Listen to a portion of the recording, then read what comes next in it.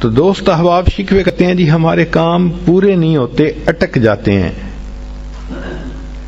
اور پھر وہ کسی کے پاس جاتے ہیں، عملیات والوں کے پاس، تو ان کا تو چونکہ کاروبار ہے، انہوں نے پیسے کمانے ہوتے ہیں، تو وہ سمپل جواب دیتے ہیں جی کسی نے لگتا ہے تمہارا رزق باندھ دیا ہے، کسی نے تمہارا رشتہ باندھ دیا ہے، اور ہم اس کو بلیو کر لیتے ہیں۔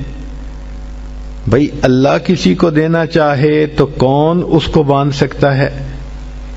کیوں کسی کو چھوٹا خدا بناتے ہو؟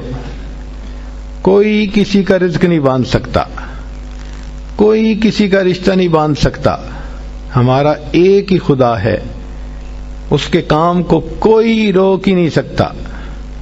خواہ مخواہ اپنا عقیدہ بھی خراب اور اپنا عمل بھی خراب۔ سیدھی بات ہے کہ نبی علیہ الصلوۃ والسلام نے جو باتیں سکھائیں ان کو کریں، خود بخود عملیات سے جان چھوٹ جائے گی۔ چنانچہ عورتیں اکثر پوچھتی ہیں جی کہ میرا رشتہ اچھا ہو جائے، بیٹے کو جاب مل جائے، بہو کا ویزا رکا ہوا ہے، فلاں کام اٹکا ہوا ہے۔ تو بھئی اٹکے ہوئے کاموں کے لیے عمل نبی علیہ السلام کے مبارک زبان سے ابو داؤد شریف کی روایت ہے۔ نبی علیہ السلام نے فرمایا جو مومن صبح و شام 7 مرتبہ اس دعا کو پڑھے گا، اللہ تعالیٰ اس کے ہر ادھورے کام کو پورا فرما دے گا۔ اور وہ کیا ہے؟ حسبی اللہ لا الہ الا ہو علیہ توکلت وہو رب العرش العظیم۔ بعض لوگوں کو رزق کی تنگی کے بڑے شکوے ہوتے ہیں، اور ان کے دل پہ فاقے کا خوف رہتا ہے، ڈر رہتا ہے، اور فاقے سے بچنے کے لیے وہ سارا دن کاروبار کے پیچھے بھاگتے دوڑتے بھی رہتے ہیں۔ سنیے، ابو نعیم کی روایت ہے، ابن ابی شیبہ نے بھی اس کو لکھا کہ نبی علیہ الصلوۃ والسلام نے ارشاد فرمایا جو شخص اس دعا کو پڑھے گا اللہ اس سے 70 مصیبتیں دور کریں گے، جن میں سب سے چھوٹی مصیبت اس کا فاقہ ہوگا۔ جو شخص اس دعا کو پڑھے اللہ تعالیٰ اس سے 70 مصیبتوں کو دور فرمائیں گے، اور سب سے چھوٹی مصیبت فاقہ ہوگی، اور وہ فقرہ ہے لا حول ولا قوة الا باللہ لا ملجأ ولا منجأ من اللہ الا الیک۔ کئی مرتبہ انسان غمزدہ ہوتا ہے اور سوچتا ہے میں تو اکیلا ہوں، میرا ساتھ دینے والا کوئی نہیں، ماں باپ فوت ہو گئے، کہاں جاؤں، کس کو دل کا غم سناؤں، میرا غم کیسے دور ہو؟ نبی علیہ الصلوۃ والسلام نے فرمایا، کنز المال کی روایت ہے کہ قرآن مجید کی ایک آیت کو 3 مرتبہ یقین کے ساتھ پڑھ لیں، اللہ تعالیٰ غم زدہ دل کو تسلی فرما دیتے ہیں۔ لا الہ الا انت سبحانک انی کنت من الظالمین۔ کتنی مختصر سی آیت ہے اور اکثر بچیوں کو یاد بھی ہوتی ہے۔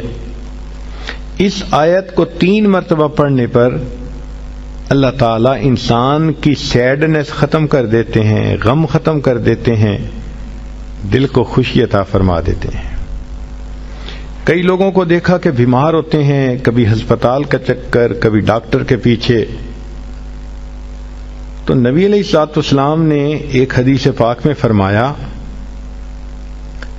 اس حدیث کو مسند احمد نے روایت کیا اور طبرانی نے روایت کیا کہ جو شخص فجر کے بعد 3 مرتبہ یہ دعا پڑھ لے اللہ 4 مرضوں سے اس کو نجات عطا فرما دیتے ہیں۔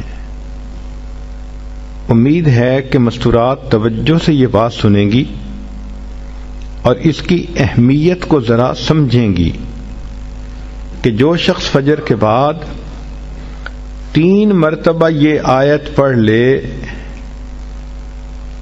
تو اللہ تعالیٰ اس کو 4 بڑے بڑے مرضوں سے بچائیں گے۔ نمبر 1، پاگل پن. اگر کوئی آدمی مینٹلی ان بیلنسڈ ہو، ریٹارڈڈ ہو،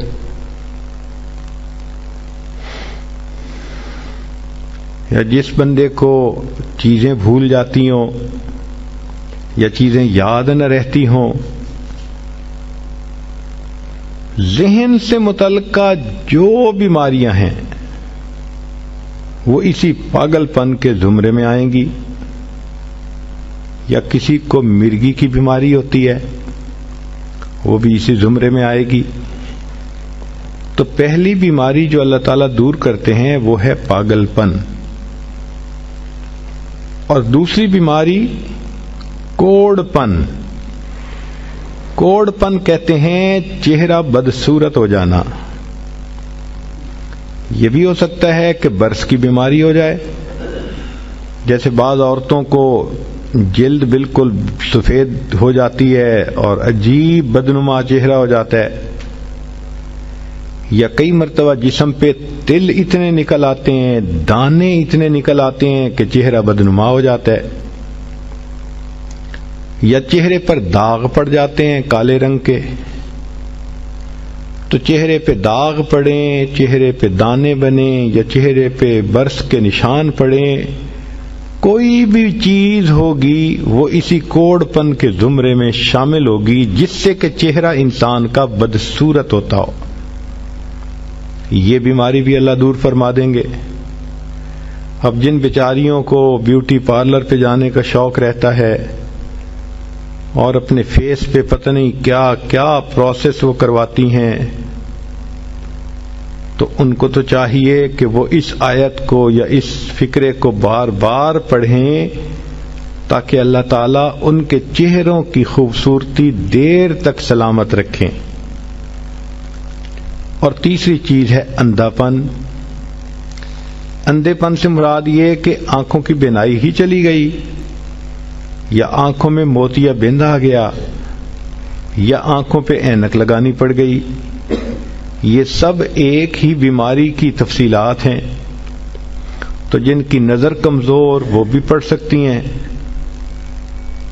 یا جن کو لینز لگانے پڑتے ہیں، کنٹیکٹ لینز صحیح یا کوئی اور، اس مصیبت سے بھی جان چھوٹ گئی. اور جن کی بینائی چلی گئی اللہ ان کے لیے بھی آسانیاں فرما دیتے ہیں.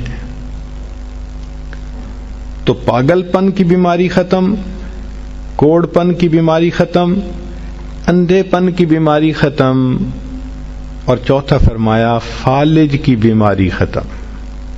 فالج ایک تو ہوتا ہے کہ انسان کا ہاتھ یا پاؤں کام ہی نہ کریں، اور ایک یہ بھی ہوتا ہے کہ اتنی ویکنیس کہ عورت کہتی ہے مجھ سے تو کھڑا ہی نہیں ہوا جاتا، میرے پاؤں سن ہو جاتے ہیں، میرے ہاتھ سن ہو جاتے ہیں. یہ ساری چیزیں کمزوری اور فالج کی ابتدائی سٹیجز ہیں. تو یہ سب چیزیں ٹھیک ہو جاتی ہیں. اب بتائیں کہ اتنی بڑی بڑی بیماریوں سے جس بندے کو بچنے کی خوشخبری مل رہی ہو تو وہ تو پھر اس عمل کو کیے بغیر رہ ہی نہیں سکتا.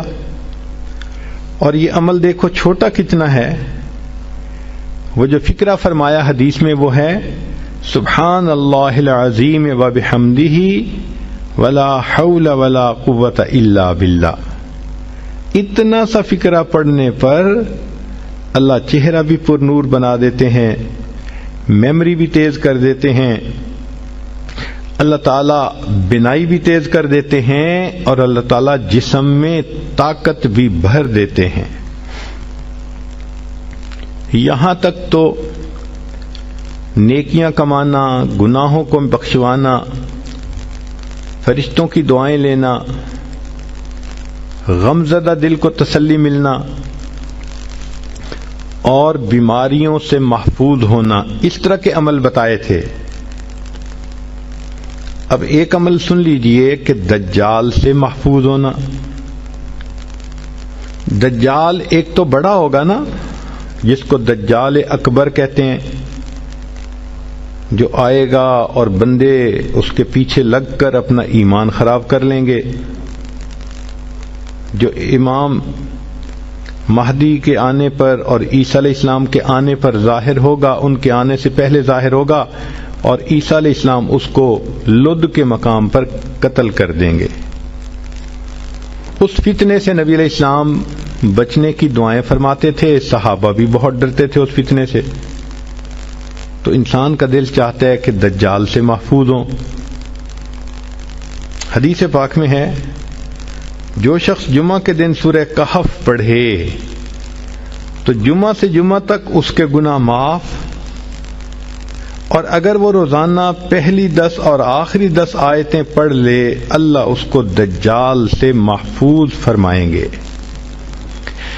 تو اس عمل کو کرنے سے ایک تو دجال سے محفوظ ہو گئے، اور دوسری بات اور بھی سن لیجئے کہ دجال دجل سے بنا.